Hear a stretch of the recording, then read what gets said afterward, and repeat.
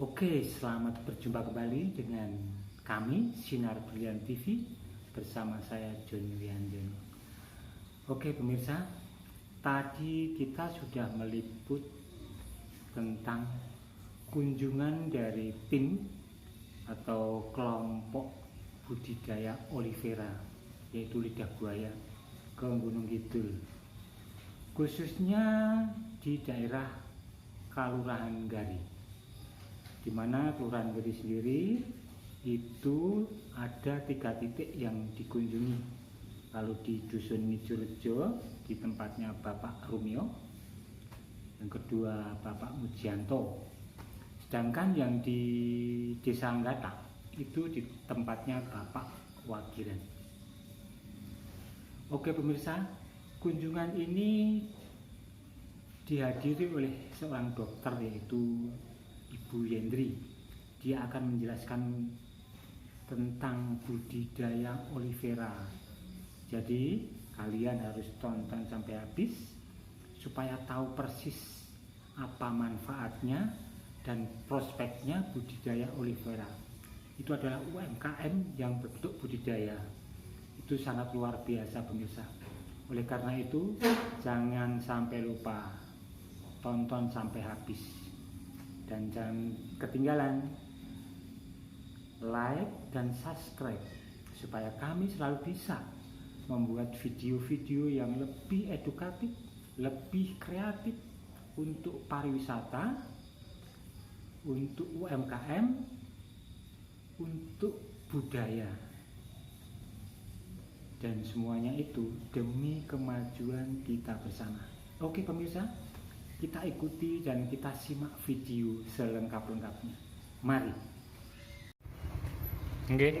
Demikianlah komunitas budidaya olivera Daerah Istimewa Yogyakarta berkunjung ke Kabupaten Gunung Kidul, di mana titik kumpulnya adalah di Kalurahan Gari, terutama di Dusun Ngijorejo. UMKM olivera berkumpul pertama di titik rumah Bapak Rumio untuk mengagendakan acara hari ini. Selanjutnya berkunjung ke pembudidaya Bapak Wagiran.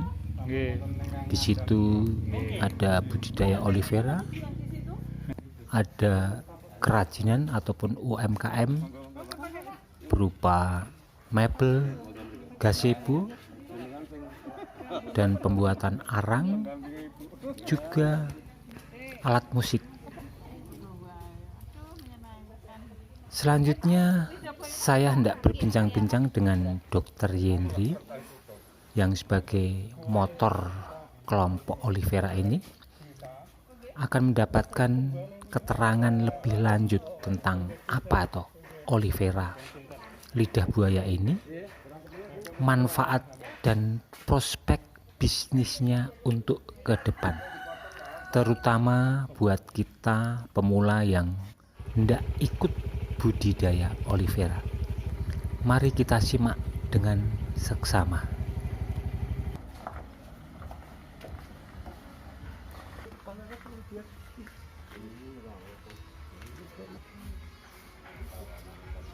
Komunitas olivera kini sudah sampai di lokasinya Bapak Wagiran di Dusun Ngata. Disinilah Bapak Wagiran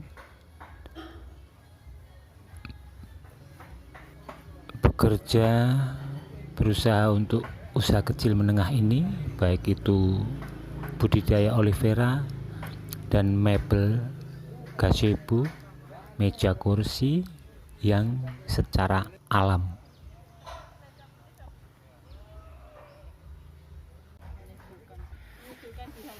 Oke pemirsa, kali ini kita mau meliput tentang kunjungan masalah UMKM, khususnya adalah olivera. Jadi kita mau berbincang sejenak dengan Ibu Yendri ya, Ibu Yendri ya. Oke, selamat siang Ibu. Selamat pagi. Iya, selamat pagi. Boleh. Sebentar Bu, mau nanya nih Bu. Ini sebenarnya kegiatan apa sih nih Bu ya? Acaranya ini? Oh iya Pak. Ini hari ini tuh suatu calon organisasi, namanya nanti adalah semacam Asosiasi Lidah Buaya Provinsi Daerah Istimewa Yogyakarta. Oh. Ini masih dalam proses untuk kami membentuk organisasi tersebut kan. Iya. Nah, karena di tingkat DIY maka ada di masing-masing kabupaten kota kan ada sudah. Nah, hari ini kita kunjungan yang di Gunung Kidul. Karena kita juga pernah kunjungan yang di Kulon Progo, di Sleman, di Bantul, dan di Jogja sudah. Ini yang kunjungan yang ke Gunung Kidul. Gitu. Oke. Berarti ini masalahnya adalah payung hukumnya dan organisasinya ya, tentang UMKM lidah buaya itu sendiri. Yeah. Nah, permasalahannya nih Bu, lidah buaya sendiri itu sebenarnya manfaatnya apa tuh Bu? Wih, banyaknya luar biasa, bisa untuk kesehatan, bisa untuk kecantikan. Itu yang boleh dikata dua dunia yang besar sekali. Oh gitu. Kalau dalam dunia kesehatan, kebetulan saya juga dokter, kayak gitu adalah lidah buaya ini bisa semacam bagus untuk untuk gastritis itu. Kalau ada orang yang kadang kena mah dan sebagainya, ini sangat bagus. Kedua, selain itu karena dia juga lidah buaya itu dagingnya itu berisi juga fiber, jadi serat, maka juga bagus untuk pencernaan secara keseluruhan. Nah, kalau untuk yang kecantikan itu sudah ratusan tahun nenek moyang kita itu sudah dipakai untuk sampo kan, sampo lidah buaya. Kemudian bisa sekarang yang lagi booming anak-anak muda itu syuting gel itu kan, untuk yang kemudian bisa untuk sabun dan juga bisa variasi lah. Kami sekarang juga mau mengembangkan untuk deodoran, untuk lip dan sebagainya gitu Pak. Oke pemirsa, ini bukan sekedar hanya masukan untuk dari orang awam biasa, tetapi ini adalah seorang dokter. Jadi ini udah luar biasa pemirsa. Semoga ini sangat bermanfaat dan selalu berkembang ya Bu ya. Amin, amin, amin. Jadi, doakan nanti kita bisa organisasinya bisa segera berdiri. Kami masih menunggu jawaban dari, semoga bisa kami sowan ke Ngarso Dalem juga. Oh gitu. Kalau dengan Puro Pakualaman sampun terhubung dengan putranya. Nah, kami ini dalam rangka untuk legalitasnya kami pengen juga matur ke Ngarso Dalem. Karena produksinya sebetulnya di DIY itu potensinya ada 5,5 ton per bulan sebetulnya. Nah, ini kami harus berhimpun untuk bisa pelepah ini juga bisa menuju muaranya gitu. Siapa tahu moga-moga kita bermimpi untuk ada industri besar yang bisa menampung pelepah ini.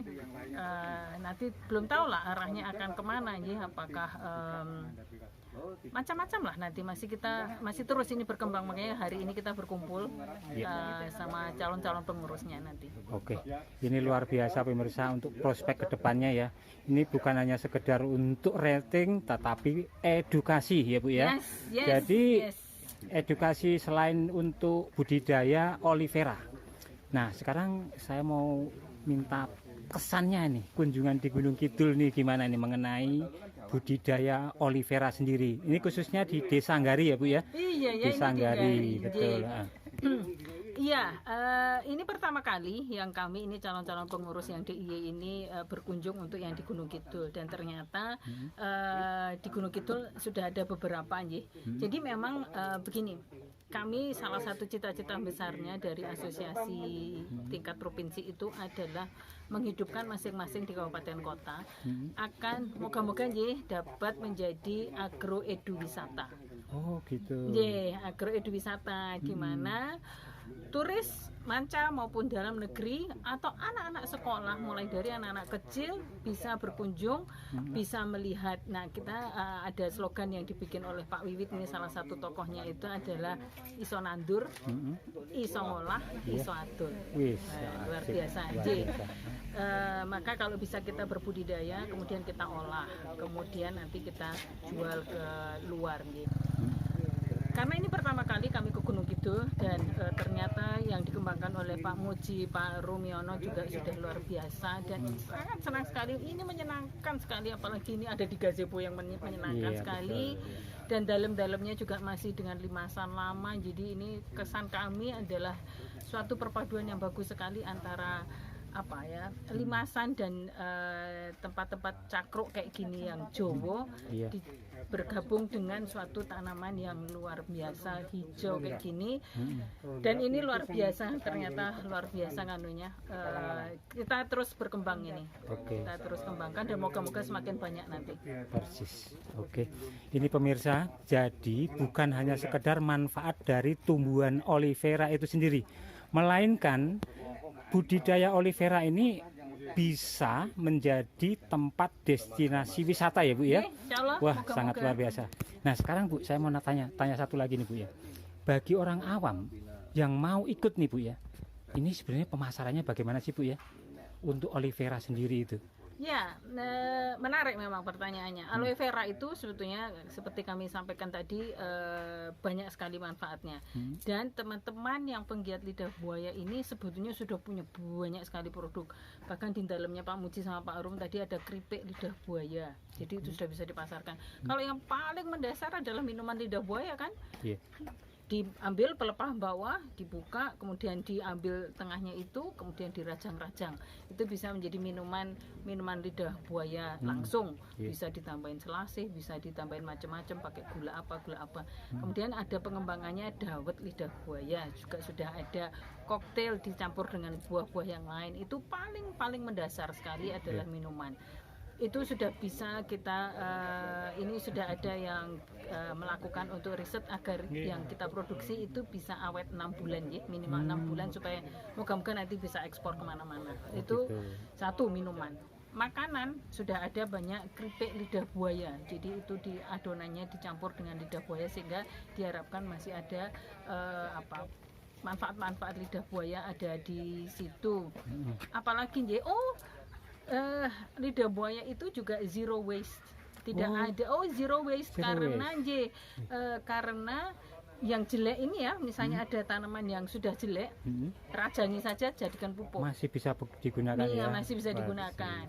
Bukan hanya ininya juga, kulit pelepahnya itu dikeringkan, dirajang-rajang kecil, dikeringkan, itu bisa menjadi teh lidah buaya. Yang insya Allah kalau di dalam jurnal-jurnal sudah dikatakan bisa untuk membantu menurunkan gula darah. Nah nanti saya coba untuk berbicara dengan teman-teman yang ahli diabetes itu ya, teman-teman saya di kantor juga kayak gitu untuk kita cobakan. Itu jadi mulai dari teh, minum teh lidah buaya, jadi kayak bisa menjadi teh seduh. Kemudian dari minuman lidah buaya, keripik sudah ada, pupuk ada. Nah, bisa dibikin hand sanitizer, bisa dibikin sabun. Nah, kami sendiri juga mengembangkan, bekerja sama dengan pabrik untuk mengembangkan punya sampo dan sebagainya. Jadi itu adalah secara produknya. Nah, kalau untuk pelepahnya, moga-moga nanti ada jalan lah kita nanti di kaleng atau apa untuk bisa diekspor ya mungkin ya.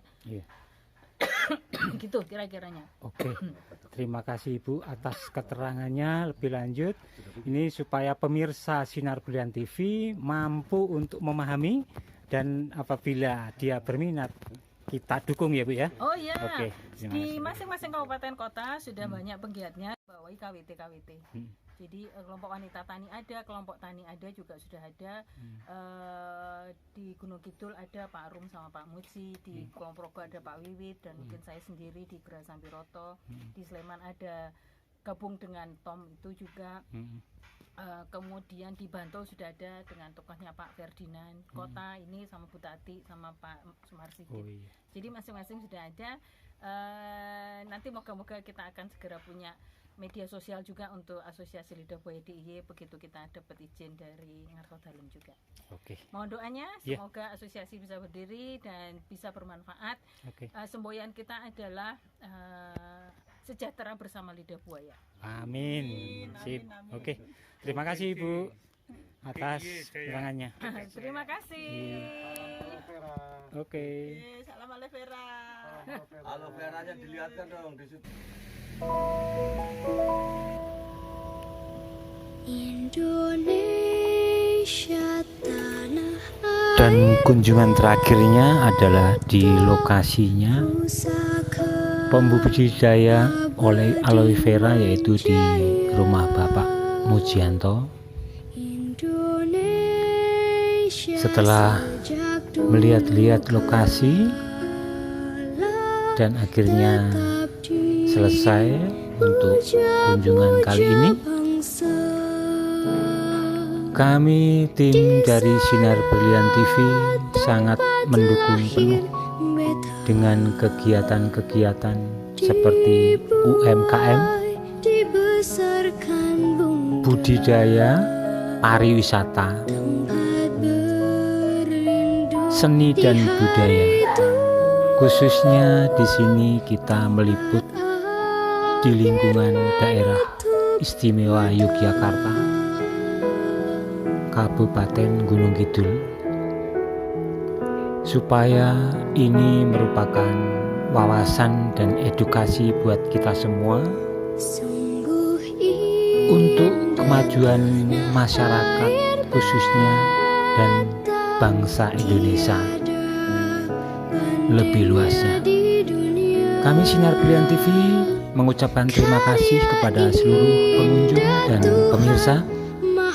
Semoga kita bisa selalu membuat video-video yang lebih kreatif kembali. Jangan lupa selalu dukung kami, like, komen, dan subscribe tentunya, supaya bisa lebih mengedukasi lebih baik. Terima kasih, sampai jumpa.